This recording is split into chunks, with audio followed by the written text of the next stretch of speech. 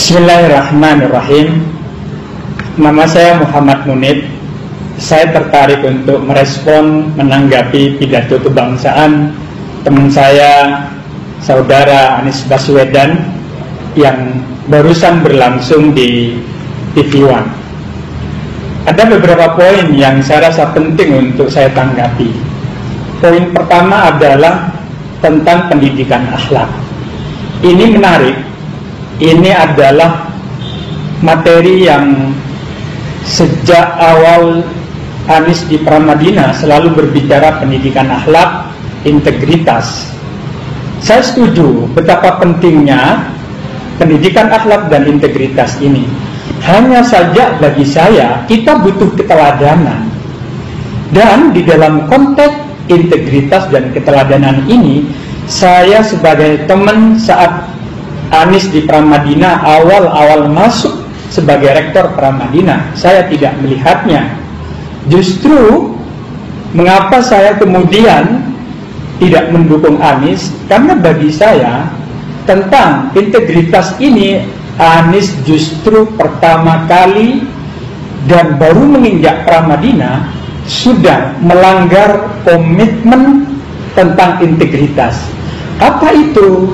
Yaitu komitmen yang kami sepakati tentang good governance dan anti KKN. Karena kenyataannya Anies menjanjikan kepada saya untuk menegakkan good governance dan anti KKN. Justru dialah peletak kontoisme, peletak KKN di Pramadina dengan membawa teman-temannya Purek 1, Purek 3, dan Kepala Biro. Bagi saya ini pelanggaran komitmen yang sangat mengecewakan dan sangat tragis, karena Anies, temanku itu, sering berbicara pentingnya integritas, tetapi justru dia sendiri yang tak punya integritas.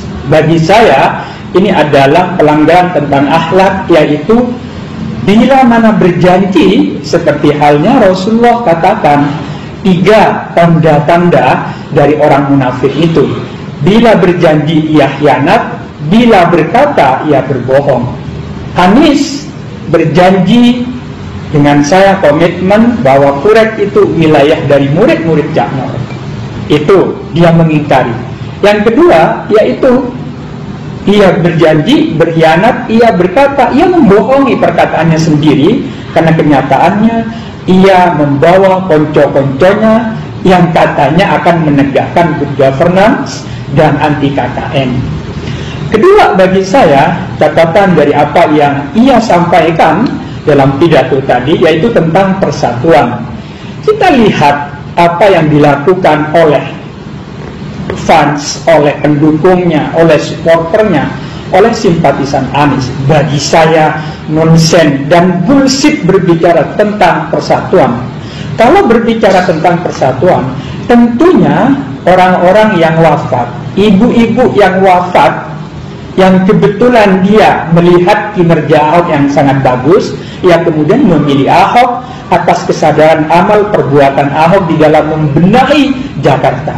Tetapi apa yang dilakukan oleh tim dan supporter simpatisan Anies, mereka tidak mau mensolatkan solat jenazah kepada para pendukung Ahok dan Pak Jarod ini.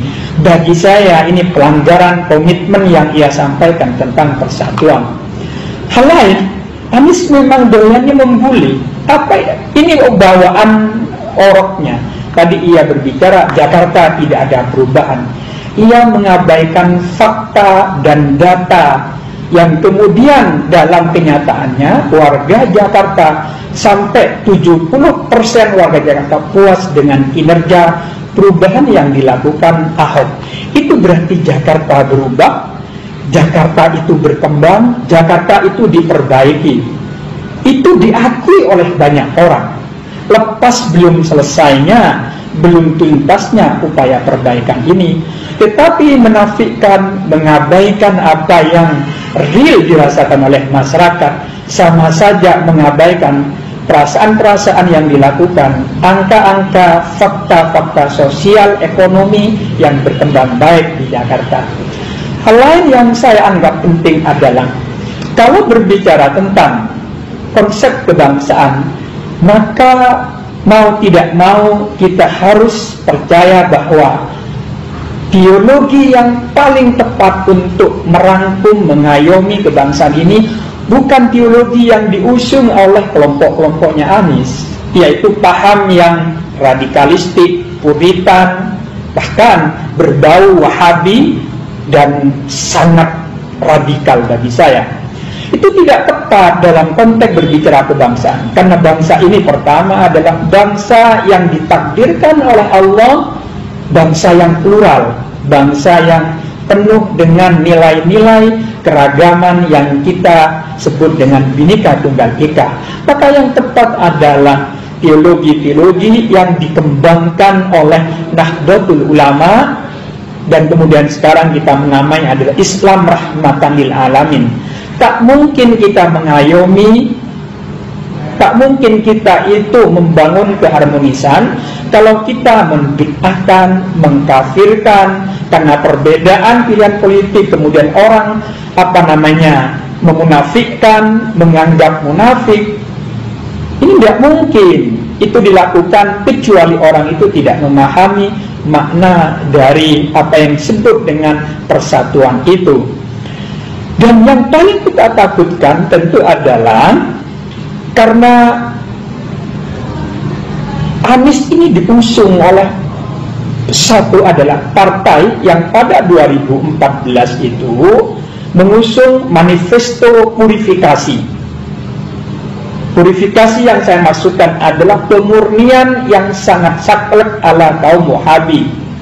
Misalnya ziarah kubur, tahlil, maulidan, ini dianggap bukan murni agama Islam. Dan itu yang paling sengit dilakukan oleh kelompok-kelompok ini.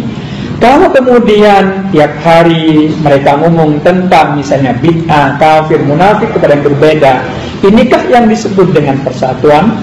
Maka bagi saya sangat nonsens sekali berbicara persatuan tanpa menghormati tradisi-tradisi lokal, menghormati budaya-budaya keislaman yang sudah berkembang luas. Dakwah yang baik itu adalah merangkul, bukan memukul.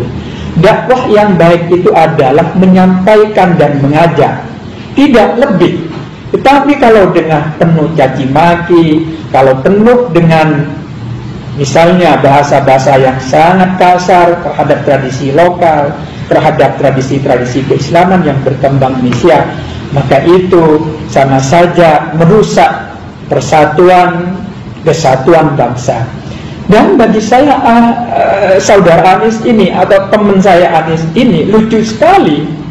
Ia berbicara tentang persatuan kebangsaan, bicara tentang pidato kebangsaan, tetapi ia bagi saya menggunakan jargon-jargon, menyerang, membuli, agresif sekali saat misalnya debat-debat yang terjadi. Bagi saya ini cermin, ini adalah ekspresi yang mengabaikan persatuan yang ia malam ini ia coba yakinkan.